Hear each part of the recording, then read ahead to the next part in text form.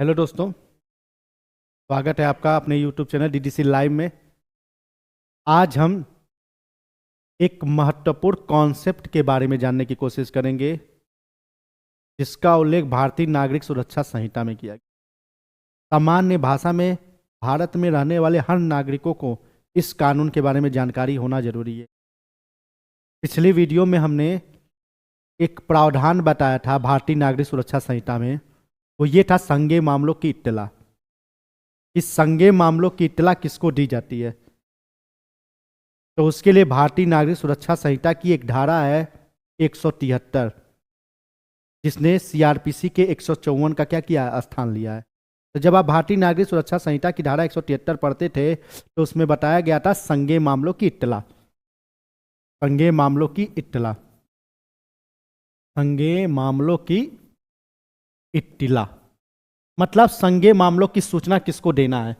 मतलब कोई भी संज्ञेय अपराध घटित हुआ है तो उस संज्ञेय अपराध की आप सूचना किसको देंगे? तो भारतीय नागरिक सुरक्षा संहिता की धारा 173 के अनुसार कोई संज्ञेय अपराध घटित होता है तो उसकी सूचना किसको दी जाती है? थाने के भार साधक अधिकारी को दी जाती है। देखिए, यदि थाने का भार साधक अधिकारी आपकी सूचना लिखने से मना कर दे तब उसका क्या कॉन्सेप्ट है? अभी हाल ही में देखे होंगे, संभल के सीजीएम महोदय के द्वारा संभल के उस समय जब संभल में हिंसा हुई थी, उस समय जितने भी संभल में बड़े बड़े अधिकारी थे पुलिस महकमे के, उन सभी के खिलाफ एफआईआर लिखने का क्या किया गया? आदेश पारित किया गया। जब पुलिस अधिकारी एफआईआर लिखने से मना कर दे तो व्यथित व्यक्ति मतलब जो पीड़ित व्यक्ति है, उस पीड़ित व्यक्ति के क्या क्या अधिकार हैं, वो कैसे अपने अपराध की सूचना थाने में लिखवाएगा, इन सब बातों की उल्लेख आज हम क्या करेंगे? पर समझने की कोशिश करेंगे, जिसका उल्लेख भारतीय नागरिक सुरक्षा संहिता में किया भी गया है। यदि कोई थाने का भार साधक अधिकारी मतलब दरोगा यदि आपके एफआईआर को लिखने से यदि मना कर देता है तो उसके लिए जो सबसे पहला जो कॉन्सेप्ट है कानूनी रूप से, जिसका उल्लेख बीएनएस में किया गया है, भारतीय नागरिक सुरक्षा संहिता में किया गया है, वो ये है कि धारा 173 के उपखंड 4 के अनुसार आपको उस जिले के जो पुलिस महकमे का जो सबसे बड़ा अधिकारी होता है, जिसको हम कहते हैं पुलिस अधीक्षक, एसपी को एक पत्र भेजना होगा डाक के माध्यम से कि हमारा जो संज्ञेय अपराध घटित हुआ है, इस अपराध को लिखने से थाने के भार साधक अधिकारी ने क्या कर दिया? मना कर दिया। मतलब भारतीय नागरिक सुरक्षा संहिता की धारा 173 के उपखंड 4 के अनुसार आपको एसपी महोदय को डाक के माध्यम से एक पत्र लिखना होगा, एक आवेदन भेजना होगा कि हमारे साथ ये अपराध घटित हुआ है और इस अपराध को लिखने से थाने के जो भार साधक अधिकारी हैं उन्होंने क्या कर दिया? मना कर दिया। और इस जो आप पत्र एसपी महोदय को भेजे हैं, उस पत्र को लेकर आप कहां पहुंचेंगे? मजिस्ट्रेट के पास। और इसके साथ साथ एक शपथ पत्र भी होगा। यदि मान लीजिए एसपी महोदय को आपने आवेदन किया, प्रार्थना पत्र भेजा डाक के माध्यम से, और उस प्रार्थना पत्र पर भी कोई सुनवाई नहीं हुई, एसपी महोदय के कहने पर भी थाने के भार साधक अधिकारी के द्वारा आपका एफआईआर दर्ज नहीं किया गया, तो उस प्रार्थना पत्र को जो डाक के माध्यम से आप एसपी महोदय को भेजे होंगे, श्रीमान पुलिस अधीक्षक को भेजे होंगे, उस पत्र को और साथ ही साथ एक शपथ पत्र को संलग्न करा के आप एक मजिस्ट्रेट के सामने एक आवेदन डालते हैं, मजिस्ट्रेट के सामने एक आवेदन डालते हैं, और उसी आवेदन को कहा जाता है भारतीय नागरिक सुरक्षा संहिता की धारा 175 के उपखंड 3 के तहत।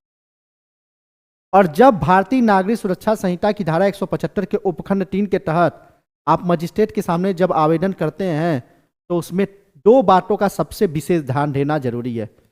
सबसे पहला विशेष ध्यान देना जरूरी है कि हम थाने के भार साधक अधिकारी के पास गए थे, उन्होंने हमारे एफआईआर लिखने को क्या कर दिया? मना कर दिया। और साथ ही साथ हमने एसपी महोदय को भी पत्र लिखा था, और एसपी महोदय को सूचना देने के बावजूद भी हमारे एफआईआर को नहीं लिखा गया है।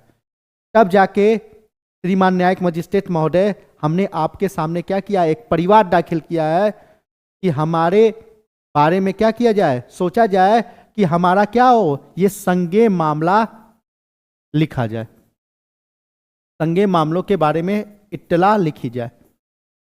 तब इसी 175 के उपखंड 3 के तहत, और इसमें दो बातों का सबसे विशेष ध्यान देना है।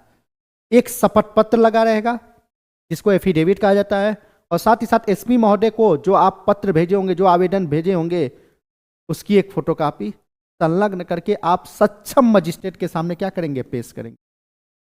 और यह सक्षम मजिस्ट्रेट उस मामले की जांच करता है।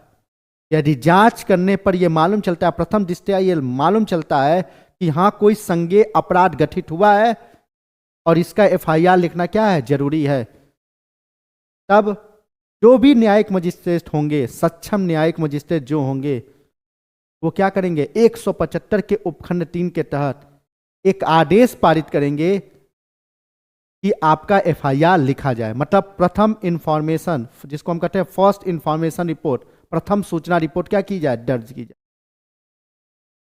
और जब प्रथम सूचना रिपोर्ट दर्ज हो जाती है तो उसके बाद पुलिस अधिकारी क्या करता है, अन्वेषण करता है। ये आप पिछली क्लास में जान चुके हैं। तो जब भी आप 175 के उपखंड 3 के तहत यदि आवेदन देंगे तो इसमें दो बातों का विशेष ध्यान देना जरूरी है। सबसे पहले शपथ पत्र होना जरूरी है आपके पास, और साथ ही साथ दूसरे नंबर पे जो सबसे महत्वपूर्ण है, जो आप एसपी महोदय को आवेदन दिए थे उस आवेदन की फोटोकॉपी आपको संलग्न करना जरूरी है उस शपथ पत्र के माध्यम से। और सक्षम मजिस्ट्रेट को लगेगा कि हाँ प्रथम दृष्टया यह मामला बनता है, तो जो भी सक्षम न्यायिक मजिस्ट्रेट होंगे वो एफआईआर लिखने का क्या करेंगे, आदेश पारित करेंगे। और जब एफआईआर लिख दी जाती है, संज्ञेय मामलों की इत्तला लिख दी जाती है, तो पुलिस अधिकारी क्या करता है, अन्वेषण की शुरुआत करता है। वो पूरी तरह से एक अलग प्रक्रिया है। आज हमने जानने की कोशिश किया कि जब आपका एफआईआर पुलिस अधिकारी के द्वारा लिखने से मना कर दिया जाए तो आपके क्या क्या कानूनी अधिकार है। फिर मिलते हैं हम ऐसे ही अलग जानकारी के साथ। जय हिंद।